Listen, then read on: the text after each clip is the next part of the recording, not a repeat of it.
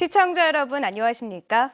경북 동해안 지역은 오늘에 이어 내일도 대체로 흐리고 곳에 따라 빗방울이 날리겠습니다. 오늘 낮 최고 기온은 9도에서 10도 분포로 어제보다 조금 낮겠고 내일 아침 최저 기온은 2도에서 5도, 낮 최고 기온은 4도에서 7도 분포로 오늘보다 낮겠습니다. 바다의 물결은 0.5에서 3m로 일겠습니다. 전화 금융사기, 보이스피싱의 수법이 날로 교묘해지고 있는데요. 노인에게 전화를 걸어서 개인정보가 유출됐으니 현금을 집안에 보관하라고 시킨 뒤 이를 훔쳐간 보이스피싱 조직원이 검거됐습니다. 박상환 기자가 보도합니다. 모자를 푹 눌러 쓴 남성이 경북 포항의 한 아파트 현관으로 들어갑니다. 잠시 후 현금 1,700만 원을 훔쳐 달아납니다. 이 남성은 중국 보이스피싱의 조직원인 조선족 35살 진모 씨로 훔친 돈을 버스와 KTX를 이용해 서울로 운반하는 과정이 고스란히 CCTV에 찍혔습니다. 금융기관에서 지연 인출 제도를 통해 인출 금액과 시간 제한을 두자 현금을 직접 운반한 겁니다. 보이스피싱 조직원은 지난해 11월 초 미리 인천공항을 통해 입국한 다음 중국 총책의 지시를 받고 포항으로 내려와 미리 알고 있던 아파트 비밀번호를 누르고 침입하여 서랍 속에 넣어둔 현금을 가져가는. 이들 보이스피싱 조직은 중국에 콜센터를 두고 국내에 있는 피해자 77살 이모 할머니에게 전화를 걸어 개인정보가 유출됐으니 은행에 돈을 모두 찾아 집안 전화기 및 서랍에 보관하라고 시켰습니다. 그런 다음 할머니로부터 현관 비밀번호까지 알아낸 뒤 할머니가 잠시 집을 비운 사이 집에 들어가 돈을 훔친 겁니다. 경찰은 금융기관 직원을 사칭하는 전화가 오면 반드시 대표 번호로 전화해 확인해 줄 것을 당부했습니다. MBC 뉴스 박상환입니다. 올해부터 육상 폐기물의 해양 투기가 전면 금지된 가운데 환경운동연합은 지난 1988년부터 지난해까지 28년간 포항 앞바다에 버려진 육상 폐기물은 6,300여만 톤으로 서울 여의도 63빌딩만한 쓰레기통 113개를 채울 수 있는 양이라고 밝혔습니다. 포항 앞바다에 위치한 투기 해역은 포항에서 동쪽으로 125km 떨어진 해상으로 면적은 포항시 전체 면적의 3배가 넘는 3,700제곱킬로미터였습니다. 환경운동연합은 폐기물 중 오염도가 높은 산업해수와 하수온이가 전체 69%인 3,700여만 톤이라며 지난 28년간 포항 앞바다는 공해기업들을 위한 폐수 처리장으로 전락했다고 설명했습니다. 또 투기 해역의 붉은 대게에서 비투기 해역의 대게보다 11배나 높은 근육 속 수은 오염도가 확인됐고 무게도 훨씬 가벼운 것으로 나타나 자칫 동해안 수산물의 불신을 초래할 수 있다고 지적했습니다.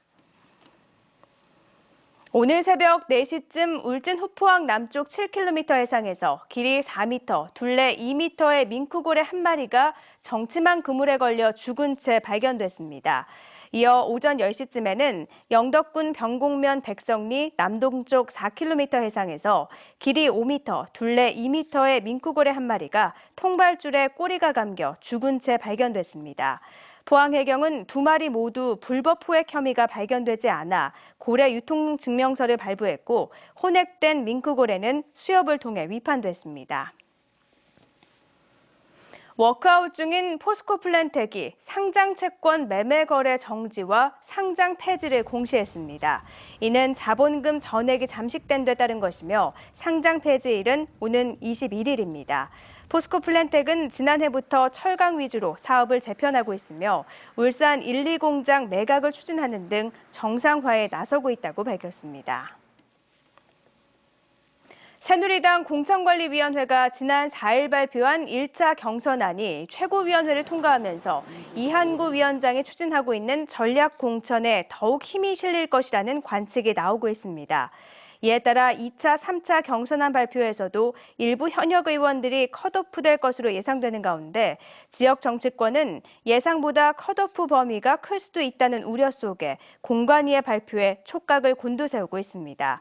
공관위의 2차, 3차 경선안 발표가 늦어지면 경선의 차질이 불가피한 만큼 공관위의 전략 공천이 힘을 얻을 것으로 전망돼 친박계와 비박계의 갈등도 더욱 심화될 것으로 보입니다. 경주경찰서는 신경주역에 폭발물이 설치됐다고 허위 신고한 혐의로 25살 A씨를 붙잡아 조사하고 있습니다.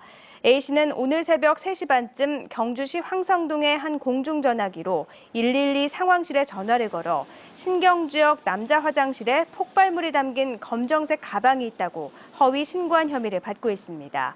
경찰은 오전 11시쯤 경주시 황성동의 한 여관에서 A씨를 검거해 신고 동기 등을 조사하고 있습니다.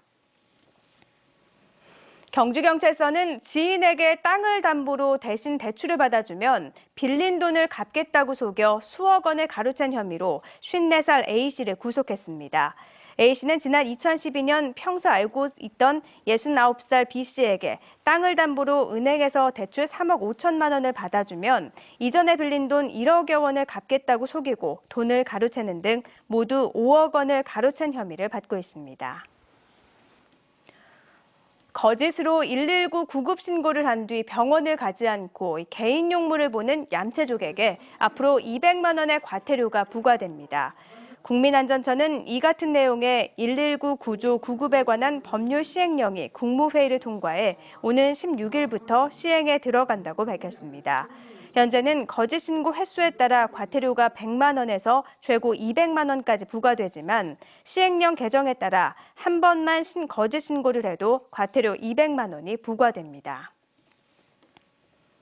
포항상공회의소와 포항지역발전협의회가 추진하는 포항공항 민항기 재취항 촉구 서명운동 참여자가 20만 명을 넘었습니다. 지난달 10일부터 시작된 서명에는 시민들은 물론 포스코와 계열사, 3일 세아제강 등 기업들과 포항뿌리회, 포항시 읍면동에서 적극 참여하고 있습니다. 포항상공회의소는 민항기 재취항이 이뤄질 때까지 서명운동을 지속하고 대한항공과 아시아나항공이 재취항할 경우 포항공항 이용하기 캠페인 등을 펴겠다고 밝혔습니다. 포항 MBC 이브닝 뉴스를 마칩니다. 고맙습니다.